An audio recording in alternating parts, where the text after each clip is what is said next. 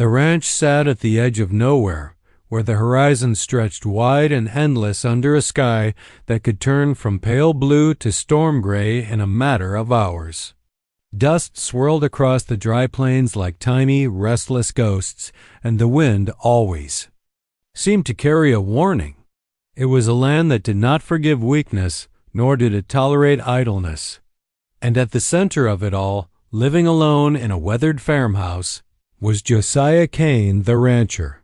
Josiah was a man carved from the same earth. He worked. His hands were calloused, thick from years of mending fences, brandishing calves, and hauling feed in the blistering sun. His face was lined deeply, not with age alone, but with experience troubles faced and overcome in silence. Gray-streaked, his once black hair and his eyes, a piercing blue, could freeze a man mid-sentence, not from malice but from the sheer intensity of their observation.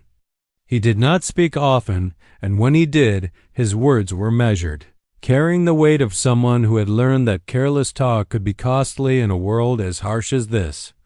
Life on the ranch was routine, brutal and unforgiving, yet Josiah thrived in it. Dawn saw him walking the perimeter, inspecting the fences for any breach that could let a calf wander off into the empty expanse. By midday, he was in the barn, coiling ropes and guiding the cattle with a patience that belied his gruff exterior. Evenings found him by the fireplace, a cup of black coffee in hand, staring into the flames with a contemplative frown. He had friends once, but distance and circumstance had whittled them away.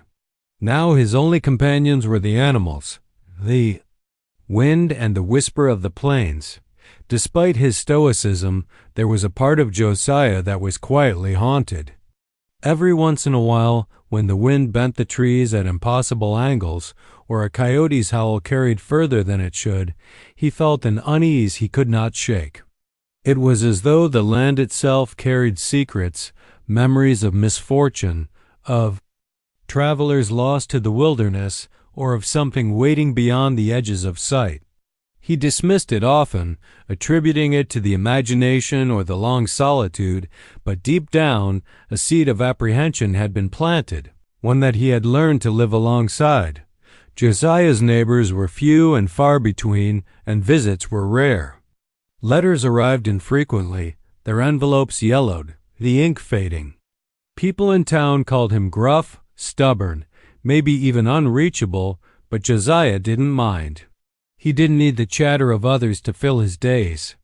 There was a rhythm. To the ranch, a pulse in the work itself, that was enough to sustain him. His days were defined by tangible achievements, the repaired fence, the milked cows, the grain stored properly in the silo, not by meaningless pleasantries or idle gossip. Yet that isolation, though chosen, had a price. Loneliness had a way of creeping into the corners of the mind, a shadow that moved with the sun, quiet but persistent. Sometimes Josiah would imagine what it would be like to have another presence in the house, a voice, a smile, a laugh echoing through the halls. But the thought never lasted. He knew that the world he lived in did not easily allow for softness, for attachments. The land was merciless, and anyone who depended on it too heavily could find themselves paying a steep price. It was late afternoon when Josiah finally paused by the corral, wiping the sweat from his brow. The sky had begun to darken, clouds rolling in from the west in thick, roiling masses. A storm was coming, though he could not yet feel it in the air. He tightened his coat around him and scanned the horizon, his eyes narrowing. In the distance, the wind lifted dust like a living thing, bending the prairie grasses, pushing them to the ground. Josiah felt a familiar stirring in his chest, a mixture of anticipation and unease, yet he did not flinch. He had faced harsher days and harsher nights. As the first drops of rain splattered the dry earth, Josiah turned back toward the farmhouse. The firewood was stacked, the lamps ready. He moved with a purpose honed over decades, aware that storms here were more than whether they were tests of endurance, of patience, of preparation. And in that moment, alone on the edge of the world, Josiah Kane embodied the rugged, unwavering spirit of the land he called home. But even as he stepped inside, he did not know that this particular storm would bring more than wind or rain. Something, or someone, was coming, something that would challenge not just his strength, but the very life he had built in isolation. And Josiah, for all his experience, would soon discover that the plains held secrets far darker than the storms themselves. Storm hit hard, faster than Josiah had anticipated. Rain pelted the tin roof like a drum, a relentless hammering that made the farmhouse shiver. Lightning fractured the sky in blinding streaks, followed almost immediately by booming thunder that seemed to rattle the very foundation of the house. Josiah moved methodically, checking the windows, securing the barn doors, and making sure the animals had shelter. He had weathered storms before, countless times, and yet there was a tension in this one, a weight in the air that made him pause and glance toward the dark horizon. It was then that he saw her. At first, she was just a shadow, hunched against the wind, stumbling across the muddy field. Rain plastered her dark hair to her face, soaking her clothes to the point they clung to her like a second skin. She was small, slight, and entirely out of place in the unforgiving plains. The wind tore at her, whipping her forward in desperate, uneven steps, and she seemed barely aware of her surroundings. As if driven by some primal instinct to escape, Josiah instinctively grabbed a heavy coat from the hook by the door and ran. Outside, boots sinking into the soft, rain-slicked ground. "Hey!" he shouted, his voice barely carrying over the storm. "You'll catch your death out here." The woman looked up, her face half hidden by the rain and her hair, and Josiah caught the first glimpse of her eyes wide, terrified, and darting as if she were seeing things only she could perceive. "Please," she gasped, her voice a fragile whisper lost against the roar of the storm. "Don't send me back." Josiah froze for a heartbeat. Those words carried a weight he could not immediately understand. "Back? Back where?" he asked, stepping closer, but she shook her head violently, pressing her hands to her ears as though to block out some unseen horror. I can't go back there." "Please." Her desperation was raw, primal, a sound that cut through the storm itself. Josiah's instincts told him she was in danger, though danger of what, he could not yet say. Without thinking further, he wrapped the coat around her, pulling her close to shelter her from the wind.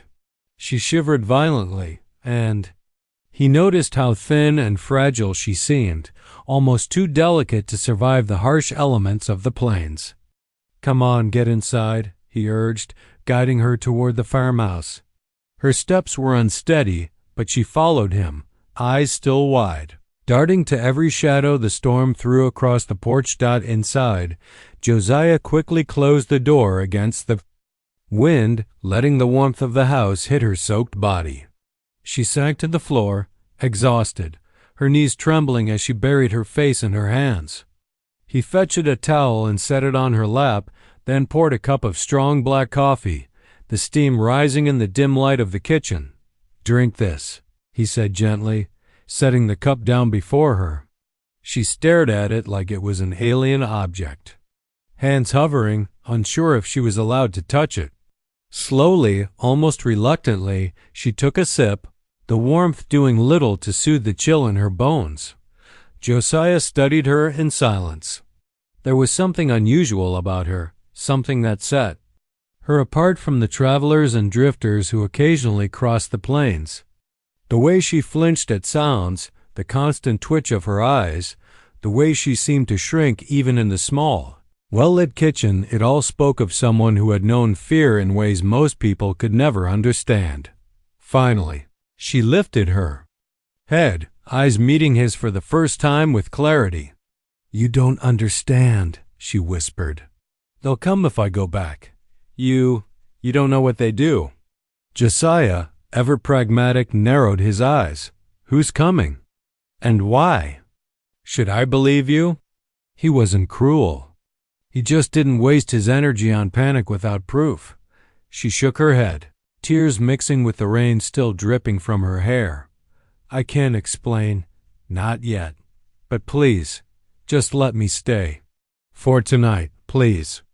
There was something in her tone, a raw sincerity laced with terror that made Josiah hesitate. He had lived alone for years, trusting no one but himself and the land. And yet, despite that ingrained caution, he felt a flicker of something he hadn't felt in a long time: responsibility, perhaps, or the faint echo of empathy.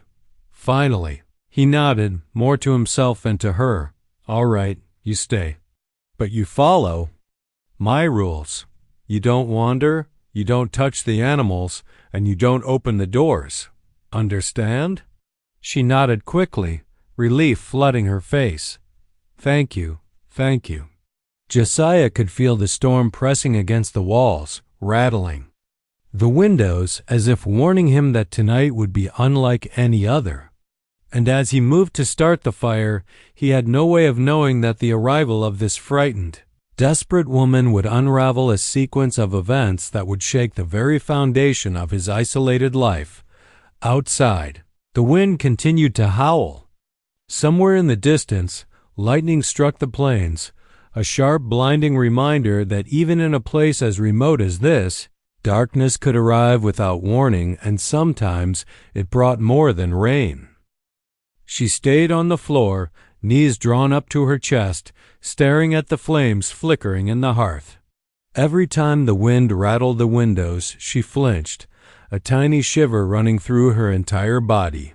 Josiah poured himself a cup of coffee, the rich, bitter aroma filling the kitchen, and leaned against the counter, watching her carefully. He wasn't used to having anyone in his house, certainly not someone so fragile. After a long silence, she spoke, her voice trembling. Please, don't send me back, she repeated, her words almost a chant. She buried her face in her hands as though hiding from something he could not see. They'll find me. And if they do, she trailed off, shaking, and Josiah felt a chill creep down his spine, even though the fire burned bright. Who's going to find you? He asked, cautious. He had learned long ago that people often said frightening things in moments of fear, and most of the time, those things weren't real. But there was something in the way she said it, a raw urgency that made him pause. They won't.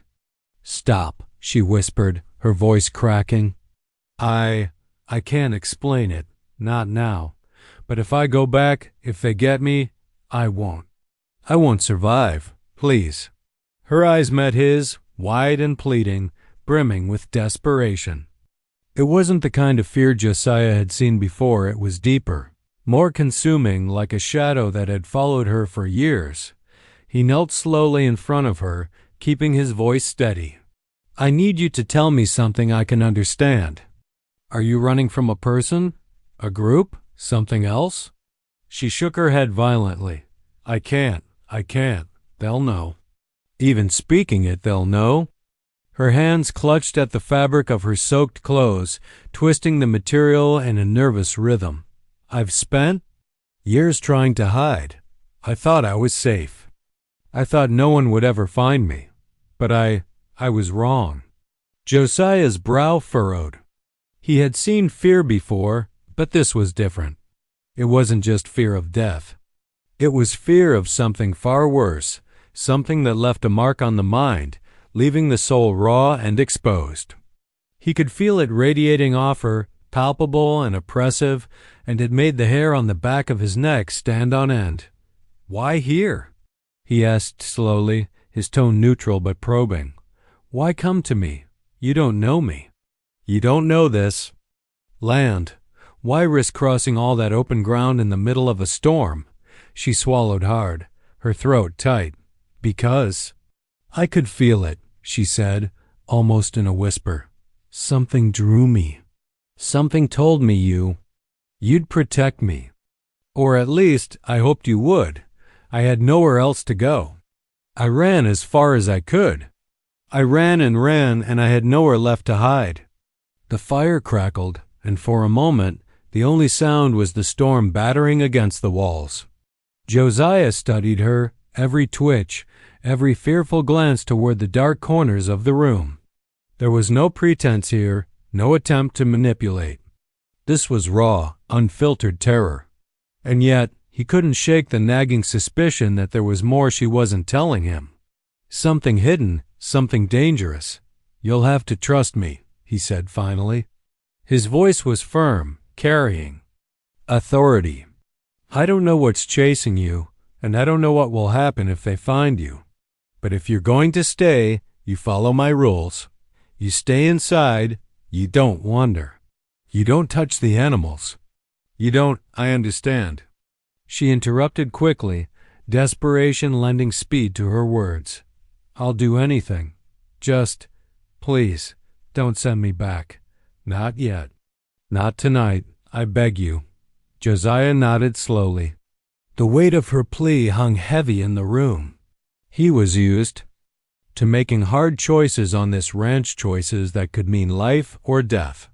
He had faced storms, fires, predatory animals, and human threats. But this was different. Protecting someone from an unknown danger carried risks he could barely measure. And yet, for the first time in years, he felt a responsibility. Beyond fences, cattle, and the relentless demands of the land. Fine, he said finally, his voice calm but resolute. You stay, but I need to know. I need to understand at least a little before I can truly protect you. Her lips trembled, and she nodded, pressing her hands against her face again. I can't tell you everything. Not yet, but if you let me stay, you won't regret it. Please, I won't be any trouble. I need tonight. Just tonight. Josiah studied her for a long moment, his piercing blue eyes searching for any hint of deceit. There was none. Only fear, only urgency, only a fragile human being standing on the edge of the world, begging for refuge. He sighed, the sound heavy in the quiet room. All right, he said. Tonight, you stay. But understand this, if anything happens. If I sense danger coming near this ranch, I won't hesitate. You'll have to face it with me. She let out a breath she hadn't realized she was holding, collapsing slightly into relief. Thank you. Thank you, she whispered, her voice small, almost breaking. Josiah moved toward the fireplace, starting to tend it so the room would. Warm. He didn't yet know what he had agreed to or what the consequences would be. But one thing was clear. The storm outside had brought more than rain. It had brought a desperate soul into his home, and with her, the quiet, predictable world he had built on the plains was about to change forever. The fire crackled, filling the small farmhouse with warmth, yet the wind outside rattled the windows as if testing their defenses. Josiah moved about the kitchen with the practiced ease of someone who had spent decades mastering his own domain, but his thoughts were elsewhere. The woman crouched near the hearth, knees drawn up, shivering even as the heat began to touch her skin. Her eyes tracked him constantly, wide and unblinking, every shadow, every sound amplified in her perception. Josiah poured himself another cup of coffee, staring into the dark liquid as if the swirling depths could offer clarity. He was a man of routine, of tangible certainties, the fences, the livestock, the daily chores. And yet, here was a variable he could not control, a human being whose fear radiated like heat off a fire. He didn't know her, didn't know what had driven her to this remote ranch, and certainly didn't know the nature of the danger she claimed was pursuing her. Yet, for reasons he could not name, he felt the unshakable instinct that to turn her away now would be far worse than any storm, any threat he had ever faced. He approached her slowly, setting his coffee down on the small wooden table.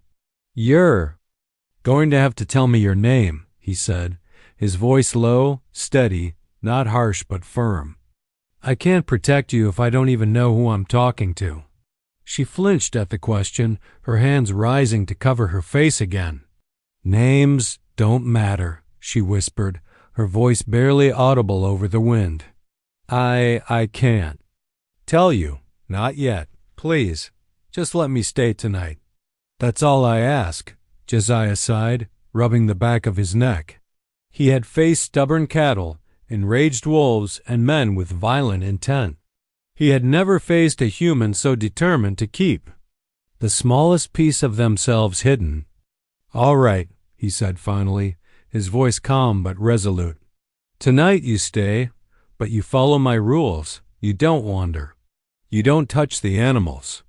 You stay in this room until I say otherwise. Do you understand? Her shoulders relaxed. Slightly, a tiny flicker of relief in her expression. Yes. Yes, I understand. Josiah nodded, moving to check the windows one by one. The storm raged outside, the wind bending the trees in impossible angles, lightning slicing the sky in jagged white streaks. The world outside seemed alive, chaotic, and dangerous, a mirror of the fear that clung to the woman in his kitchen. He felt a strange tension knot in his chest, a mixture of unease and resolve. He had chosen to protect her, but he did not yet understand the full weight of that choice. The hours passed slowly. Josiah kept a careful watch over her, noticing every twitch, every flinch, every glance toward the shadows in the room. There were moments when her fear was so raw it seemed to hang in the air like smoke, filling every corner of the farmhouse.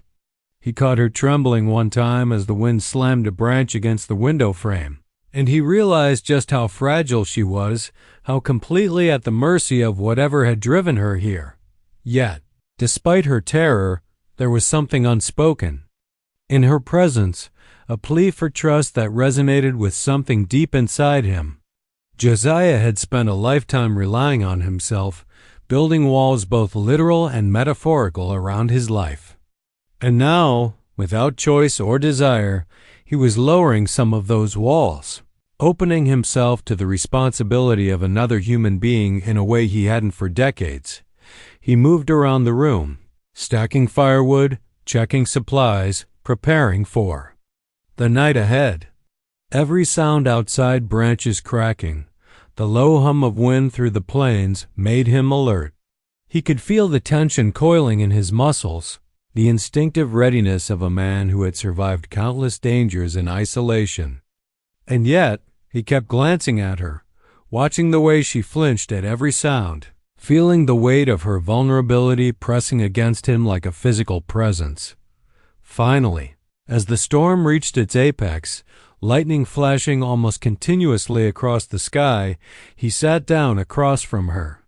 The silence between them was heavy, filled with unsaid words and unspoken fears. I don't know what's out there, he admitted quietly, and I don't know what's chasing you. But I do know this tonight, while that storm rages, you're not going anywhere. You're staying here. And I'll do everything I can to make sure nothing touches you.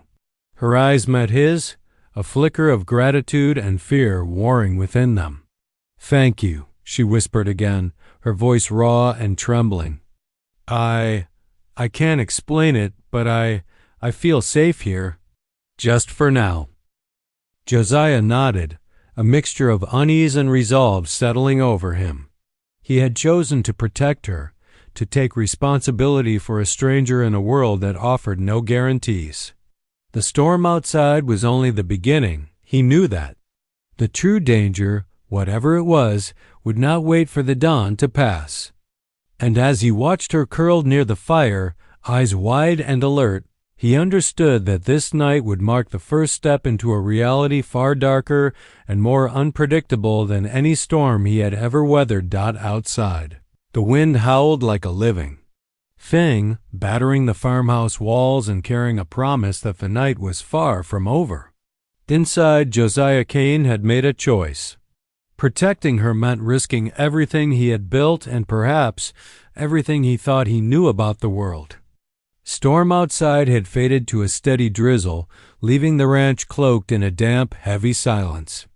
Josiah moved about the farmhouse, checking on the animals and tidying up, but he couldn't shake the feeling that something was off. The woman, who had remained quiet since their uneasy truce, was now pacing, or rather hovering near the far corner of the kitchen, never sitting for long, never allowing herself to relax. It started with small things. She refused to look into mirrors, turning away whenever her reflection caught the dim firelight. When Josiah set a cup down for her, she flinched as if startled by its presence. She avoided touching the windows, even when the glass fogged from the heat inside and the cold rain outside. Every sound, the creak of the floorboards, the whistle of the wind through the cracks, the distant lowing of the cattle made her jump, her body coiling like a spring ready to snap. Josiah watched her carefully, a mix of curiosity and unease knotting in his chest. He had dealt with fear before, men afraid of losing their fortunes, children afraid of the dark, but this was different. Her fear wasn't situational. It wasn't something that could be soothed by logic or comfort. It was as though she carried an invisible weight, a constant tension that radiated from her in waves, touching everything around her. "She doesn't sleep much," he muttered to himself, noticing that she stayed awake well past midnight, sitting in the dim light by the fire, knees drawn up, eyes scanning every shadow. Something's chasing her, or she thinks something is. The next morning, the behavior grew stranger. While Josiah tended the animals in the barn, she refused to enter, standing at the threshold and glancing nervously toward the dark corners where the livestock moved. She didn't touch the feed or help in any way, merely hovering, her gaze darting as if expecting something to emerge from the shadows. When he called her to eat, she hesitated, glancing at the doorway as if checking for unseen threats before. Stepping inside, "You need to eat," Josiah said firmly, though his voice carried the patience of a man who had faced worse obstinacy in animals than in humans. I can't," she whispered, voice barely audible. "Not yet. I need to." "Be sure." Josiah frowned, setting the tray down and studying her. "Be sure of what? There's nothing here that'll hurt you." "Nothing except me, and I don't bite." She gave a hollow laugh, shaking her head. "You don't understand. You can't see them. You don't see what I see." That was the first time he noticed the subtle tremor in her hands, how her fingers twitched when she thought no one was watching, how she occasionally muttered words under her breath, low and hurried, like a ritual. She avoided the corners of rooms, avoided shadows on the walls, and never, ever looked out the windows if she could help it. Even her reflection in the silver coffee pot made her flinch, and she would quickly avert her gaze. By the second day, Josiah realized that her fear wasn't just paranoia, it was protective. She wasn't reckless or careless. She was hyper-aware. Every small object, every sound, every movement seemed to register in her mind as potentially threatening. He noticed that she avoided stepping on certain cracks in the floorboards, avoided certain spots in the rooms as if the very space itself carried danger. "She's hiding something," he muttered to himself, more statement than question. "Not from me, from them, or maybe from herself." Josiah began to notice other oddities. She never slept through the night, often sitting silently in the dark, muttering half-formed sentences. She never asked for warmth or comfort, even when the fire dwindled low. And there was an unease in the air whenever she entered a room, the kind of unspoken tension that made him glance over his shoulder, expecting something to emerge from the shadows. Even the animals sensed it. The horses and cattle, usually docile, would occasionally stiffen when she passed nearby, ears flicking, eyes wide. Josiah didn't fully understand it, but the effect was undeniable. The ranch, normally predictable in its rhythms, seemed to shift subtly in her presence, as if her fear, her vigilance, were reshaping the very space around her. By evening, Josiah sat in his chair, sipping coffee, and finally voiced what he had been thinking for hours. "I don't know what you are hiding, or what's chasing you. But I can tell one thing, you're not just scared of the world. You're scared of something else, something worse." She didn't answer at first. She just stared into the fire, silent, hands wrapped around her knees. When she finally spoke, her voice was barely a whisper, but it carried the weight of unspoken terror. "If they find me, if they ever find me, it won't just be death. It'll be worse." Josiah felt a chill creep up his spine, a mixture of fear and resolve. He had promised to protect her, but now he understood that protecting her would mean confronting a danger far beyond the ordinary.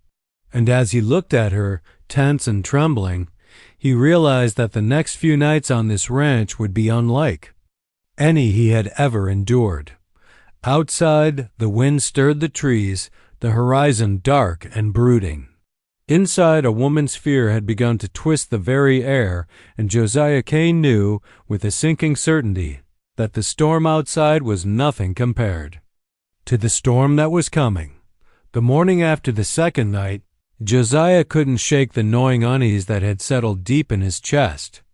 The woman had remained silent through the night, muttering to herself in low, urgent tones whenever she thought he wasn't listening. She had stayed close to the fire, shifting occasionally, her eyes never leaving the shadows. Even the wind seemed quieter this morning, as if the world itself sensed the tension inside the farmhouse. Josiah went about his morning routine, checking fences and feeding the livestock, but his eyes kept flicking toward the farmhouse door. Something about her behavior, the intensity of her fear, told him she wasn't merely running from ordinary threats.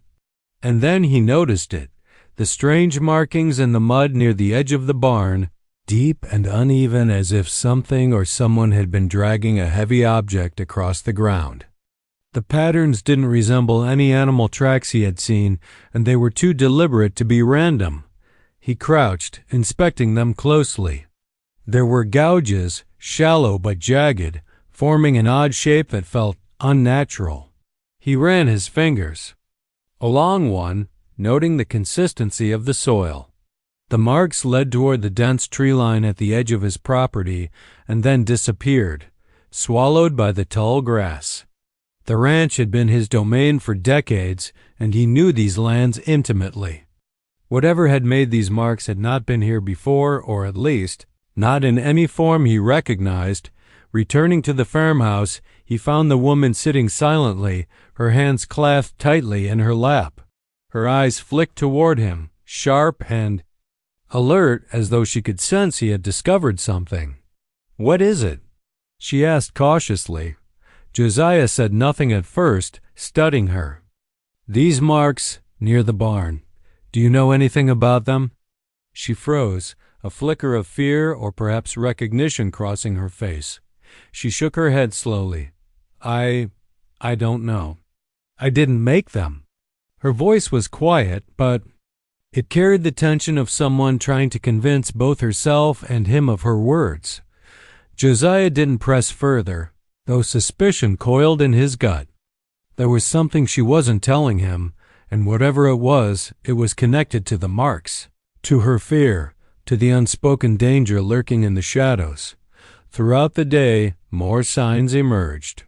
The barn door, which he had secured the night before, showed scratches along its edge, shallow but deliberate, as if something had tried to pry it open.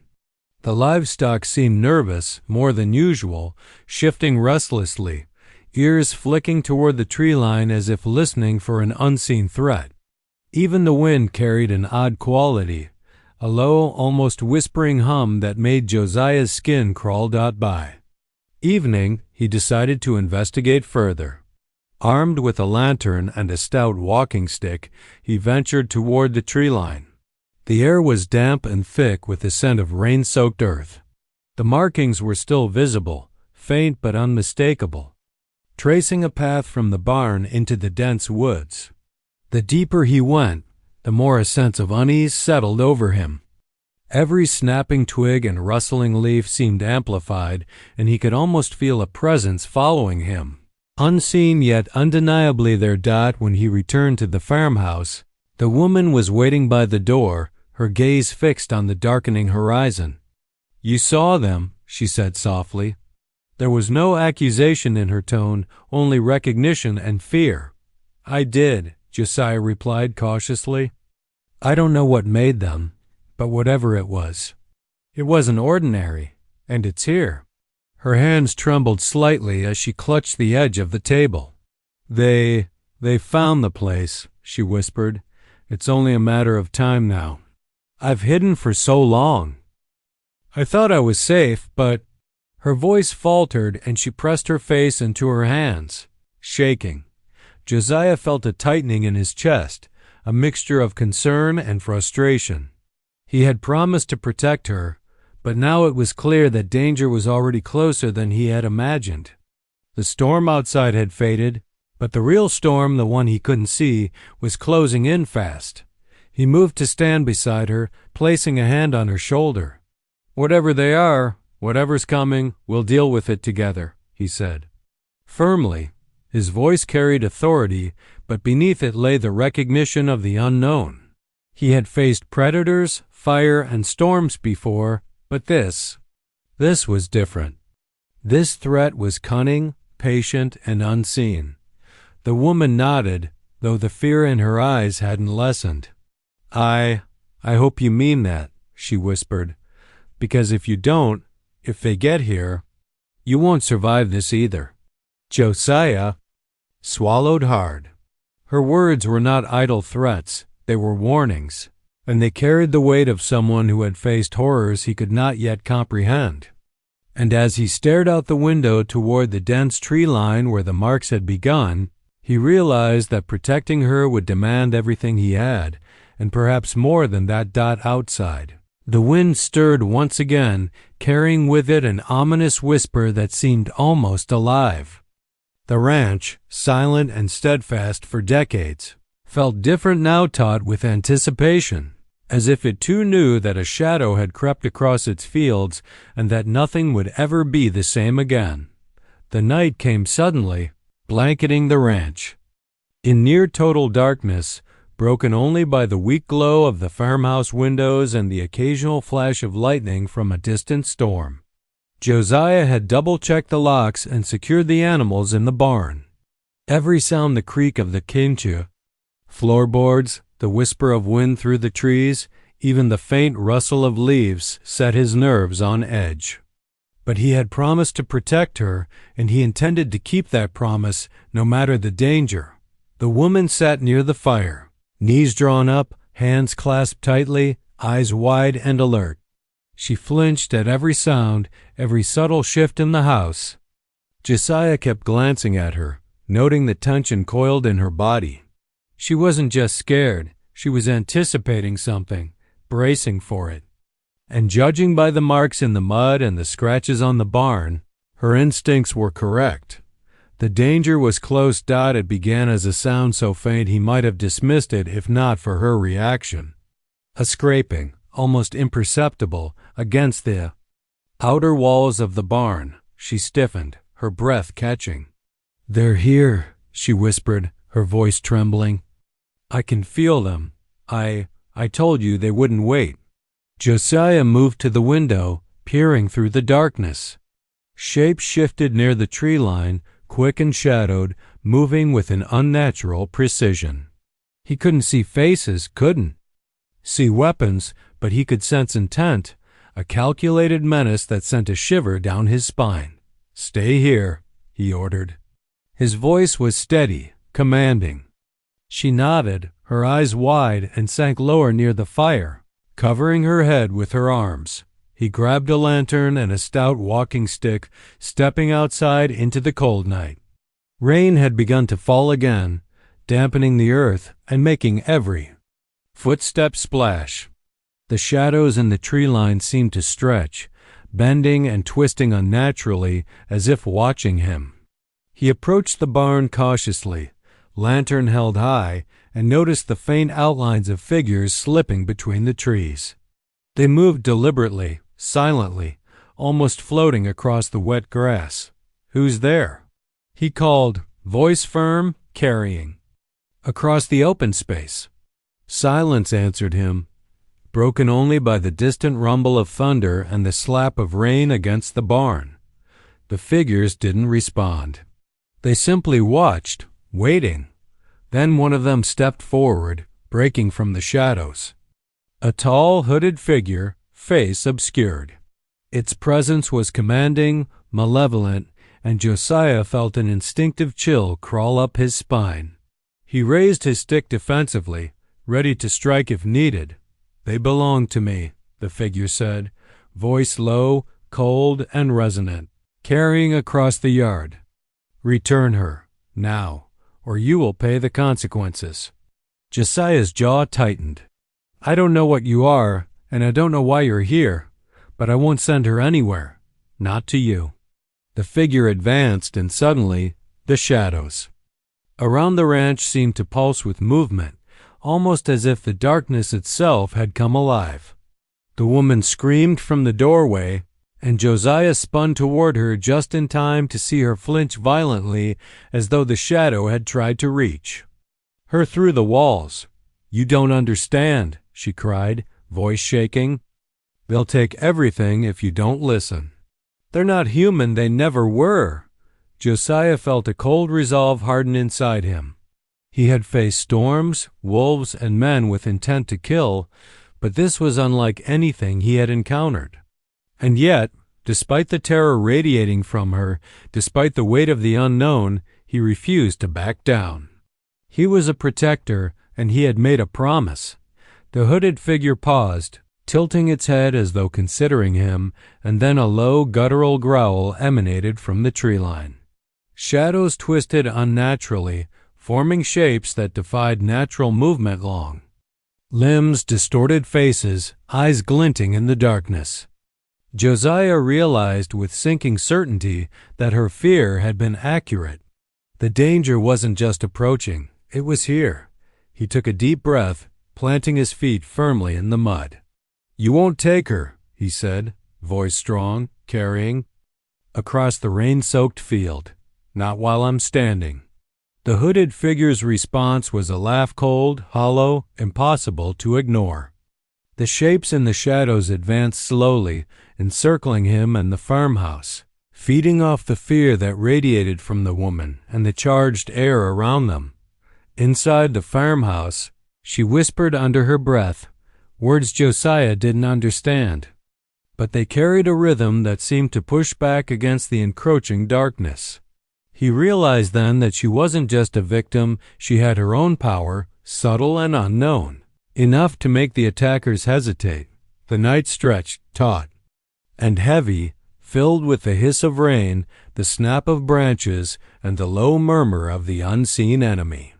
Josiah knew that the first confrontation had begun, and that the ranch's home, his life, had become the stage for a battle far larger and more terrifying than any he had ever imagined. And as he gripped his stick tighter, heart pounding, he understood one undeniable truth. Protecting her was no longer a choice. It was survival, and it would demand everything he had. The storm had passed, or so it seemed, but the air around the ranch was thick with tension, a residue of the confrontation that had left Josiah both unnerved and alert. The woman had retreated to a corner of the living room, knees drawn up, whispering in a language he didn't recognize. Her presence pulsed with an energy that was at once fragile and fiercely protective, like a shield she was unwilling to lower. Josiah knew she was preparing for something, but what? He still did not fully understand. He moved cautiously toward the corner where she crouched. Her eyes lifted to his, wide and fearful, but there was an urgency there he could not ignore. "There's something you need to see," she whispered. "Something I've tried to hide. I should have told you before." Josiah's jaw tightened.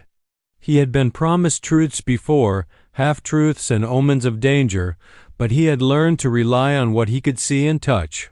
Still, the urgency in her tone left him no choice.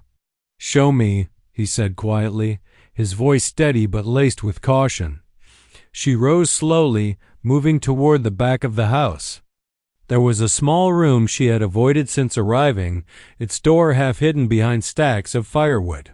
She hesitated at the threshold, glancing over her shoulder at him as if seeking permission or perhaps absolution. Josiah nodded silently, urging her to proceed. With trembling hands, she lifted a cloth covering an object in the center of the room. Josiah stepped closer, lantern in hand, and froze. Beneath the cloth lay something that defied reason. A figure or part of one twisted unnaturally, pale and contorted, with marks etched into its skin like runes, dark and jagged. It was alive, in a way that was both human and not, breathing shallowly, eyes closed, lips moving in silent murmurs. Josiah's heart hammered in his chest. The air itself seemed to thrum with a presence, an energy that made the hair on the back of his neck stand on end. "This," she whispered, voice breaking, "this is why I ran. They're hunting me. They'll take me back if they find me. They'll take this. And if they do?" Her voice faltered, tears streaking down her face. "It's not just death. It's worse." Josiah swallowed hard, forcing his mind to process the impossible. He had encountered danger. Yes, and threats, but never something that existed in a space between life and some other dark reality. "What is it?" he asked carefully, his voice low, almost reverent. She shook her head, hugging herself. "I don't know exactly. I only know they gave it to me or I was bound to it. It's why they want me back. It protects me in a way, but it also marks me. If I go back, they'll know. And if they know—" Her voice broke completely, and she sank to the floor, burying her face in her hands. Josiah knelt beside her, trying to mask the terror that he felt rising like a tide. He had never believed in curses, in ancient bindings, in entities that could lurk beyond sight. But there it was, undeniable, tangible in the room before him. The markings, the unnatural shape, the energy, it was real. He could feel it pressing against him, urging caution, demanding respect. "Then we don't let them get it," he said firmly, placing a hand on her shoulder. "Whatever it is, whatever it does, we protect it. And we protect you. I won't let them take you." Her eyes met his, a mixture of fear and desperate hope. "But they're powerful," she whispered. "Stronger than anything you faced. They won't stop." They never stop. Josiah felt a chill seep into his bones. He had faced storms, wild animals, and violent men, but nothing that could alter reality in such a terrifying way. Yet, he also felt something he hadn't in years: resolve. This was no longer just about surviving a storm or defending a ranch. This was about protecting something ancient, something dangerous, and someone who depended entirely on him. "I don't care how strong they are," he said, voice steady. "We'll face them, together, and if they want to fight, they'll find I'm not someone to underestimate." She nodded, trembling but silent, finally allowing herself to lean slightly against him. The weight of the revelation hung between them, heavy and oppressive, but it also forged a fragile alliance born of necessity and fear. The storm outside had passed, but inside, a darker tempest was gathering, one that would not wait for dawn, one that would not forgive mistakes. Josiah turned back to the object beneath the cloth, eyes narrowing. He didn't fully understand it yet, couldn't name it or its powers, but he knew one thing with certainty. Whatever this was, it was the key to the danger pursuing her. And whatever came next, he would face it head on, because now there was no turning back. Outside, the wind whispered through the trees again, carrying a chill that felt almost like a warning. Inside, the farmhouse was silent, save for the shallow breaths of the woman and the strange, pulsing presence of the object between them. And Josiah Kane, the rugged, solitary rancher, knew that the night ahead would test him in ways he had never imagined, and that the revelation he had just uncovered was only the beginning. Night had fallen again, darker this time, as if the heavens themselves were wary of what was about to unfold. The farmhouse, usually a place of routine and comfort, had become a fortress. Every window was locked, every door secured, every corner of the small ranch accounted for. Josiah moved deliberately, checking the fire one last time and making sure the lanterns were ready. Outside, the wind whispered through the trees, carrying a chill that felt alive, like it was warning him of the danger lurking beyond the tree line. The woman sat near the fire, her knees drawn up, hands clasped over the object beneath the cloth.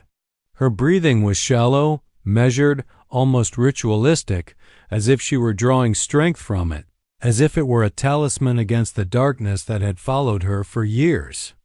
Josiah watched her, studying the tension in her shoulders, the flicker of fear in her eyes, and the faint determination that had grown over the past nights. "They're coming," she whispered, her voice barely audible. "I can feel it. They'll be here soon." Josiah nodded, gripping his walking stick like a lifeline. "Then we wait," he said. "And when they arrive, we don't give them a chance." Minutes stretched into hours, the storm outside replaced by an eerie calm. Then, from the tree line, shapes began to emerge, shadowed figures moving with unnatural precision, silent but deliberate. The woman tensed, her fingers brushing the cloth, and Josiah felt the pulse of energy from the object ripple through the room. It was subtle but undeniable, a presence that seemed to push back against the encroaching darkness. The hooded figure stepped forward first, breaking the ranks of shadows, voice cold and resonant. "Return it, now, or face consequences beyond your reckoning." Josiah tightened his grip on the stick. "We don't give it back. Not to you, not ever." A low growl rose from the surrounding shadows, a sound that seemed to vibrate the air itself. The trees swayed violently, though there was no wind, and the temperature in the room dropped suddenly, biting at Josiah's skin. He realized with a sinking certainty that these beings were not human. They had crossed a threshold, entering a realm where fear and reality intertwined. The woman whispered a phrase under her breath, words he didn't understand. The object beneath the cloth pulsed, a faint glow illuminating the room, and for the first time, Josiah sensed it wasn't merely a passive presence. It was active, aware, protective. The shadows hesitated at the threshold, their momentum faltering in a way that gave him hope. "Whatever you are," Josiah said, voice low but firm, "you'll not take her. You'll not touch this place." The hooded figure tilted its head, then laughed, a hollow, chilling sound that seemed to draw the shadows closer. "Foolish mortal," it hissed. "You know nothing of the power you face. Step aside or be consumed." Josiah planted his feet firmly. "I said no," he replied. And though his heart raced, though every instinct screamed at him to flee, he felt the growing resolve within him, the same force that had kept him alive through storms, fire, and countless dangers. This was different, yes, but he would not abandon someone who had trusted him with her life. The shadows surged forward, their forms twisting unnaturally, merging with one another like liquid darkness. And the woman screamed, raising her hands above the object. The glow intensified, casting the room in sharp, flickering light, illuminating the fear and determination etched on both their faces. Josiah swung his stick, not knowing if it would harm them, but acting on instinct alone. The air vibrated with a low hum, a tension that seemed to stretch the very walls of the farmhouse. The shadows recoiled, just enough to create a momentary gap. The woman's voice rose. chanting something urgent and melodic, words he did not understand but could feel. In his bones. The energy from the object pulsed outward, pushing against the encroaching darkness, creating a barrier that neither side could breach immediately. And then, as lightning flashed outside, illuminating the twisted tree line, the hooded figure spoke one last time, voice sharp and cutting. "This is not over. We will return. You cannot hide forever." The shadows retreated, slipping back into the trees, leaving the farmhouse trembling in the wake of their presence. Silence fell, heavy and suffocating, broken only by the woman's shallow breathing and the faint crackle of the dying fire. Josiah knelt beside her, gripping her shoulder. "It's over. For now," he said, though neither of them believed it. The danger had been delayed, not ended. The object lay between them, pulsing faintly, a silent sentinel against the darkness that would inevitably return. She looked up. At him, fear mingled with cautious trust. "Next time." "They won't hesitate," she whispered. Josiah nodded slowly, eyes narrowing. "Then next time, we'll be ready." Outside, the wind whispered once more through the trees, carrying a promise and a threat. The ranch remained standing, the object protected, the woman alive. But deep down, Josiah knew this was only the beginning. The storm had passed, yes, but the real battle was still to come. And when it arrived, there would be no turning back. The night stretched on, heavy and tense, as the farmhouse held its breath, and as two unlikely allies prepared for the darkness they knew would return, relentless and unstoppable.